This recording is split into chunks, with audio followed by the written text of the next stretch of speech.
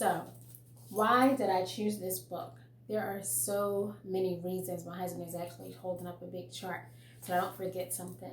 So I think that this story is, first of all, the author, Jacqueline Woodson, has a number of elementary, middle, and high school books, chapter books, if you're looking for diverse stories with a different perspective that shows African American stories.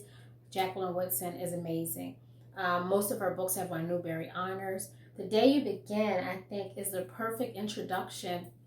As a teacher, I used to read Dr. Seuss books all the time, but now, my first day of school, The Day You Begin, it's perfect. It's the time when children are nervous, they're unsure, and so if you read a book like this and you let the children know that in your classroom they are safe and that they are allowed to be seen and heard, specifically children of color with curly hair or different shades of skin color. When you go into the classroom, if you are the only one, this helps to make them feel welcome. And so even if you do not have any diverse children in your classroom or in your household, these are the stories that you bring home, because this is when you start telling the lessons.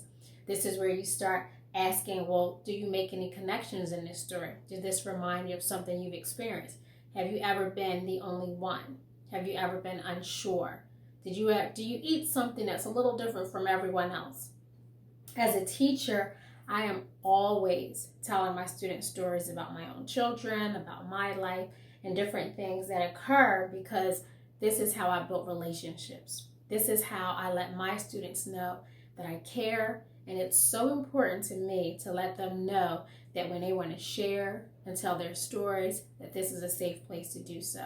And if educators can let children know on that very first day that they matter, that their stories will be heard and seen, then they will open up for you and they will learn from you.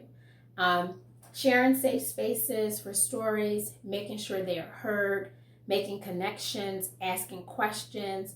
This is, again, is a perfect, right before recess story, a perfect bedtime story where as a parent, I would talk to my children, let them know that what they say matters, what they say is important, and to let them know in our home that you are safe to tell stories. And both of my children are talkers, similar to their parents, and so it's just really important to let children know that they matter, that their stories should be heard. And this is a great book. When you think about anti-racist and social justice, it's showing people, different children from all different lights. When you look at a story, you see different ethnicities represented. And, the little girl transforms. She starts out very shy and unsure, and at the end of the story, as she's able to tell her story, she feels more bold and she feels more empowered. And so it's our job as teachers and parents to make sure that our children feel safe and feel welcomed and are heard. Please follow, like, subscribe, comment. eTeachers365 for education and culture meet. Thank you.